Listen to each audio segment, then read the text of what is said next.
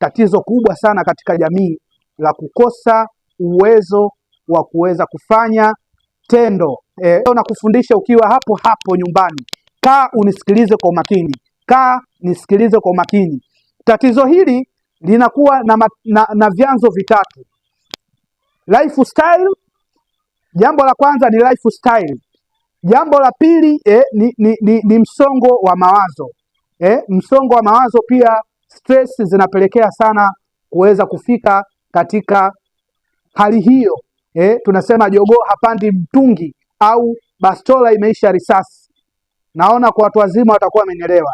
Lakini jambo la tatu, watu wasiojua, kuna jini wa kike ambao jini huyu ni jini ambaye amekiukwa, ameasi. Jini huyu sitomtaja jina kwa sababu si sawa kumtaja jina. Jini huyu huwaingia watoto wa kiume au wanaume, huwaingia wanaume wakati wanapokuwa wanafanya tendo la ndoa.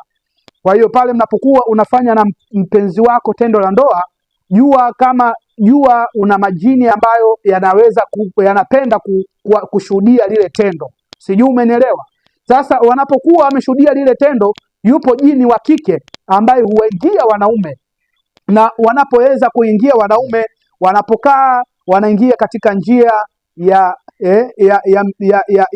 dhakari. Tunazungumza ni dhakari. Wanaingia katika njia hiyo na kuingia katika mifumo mbalimbali ya kimwili.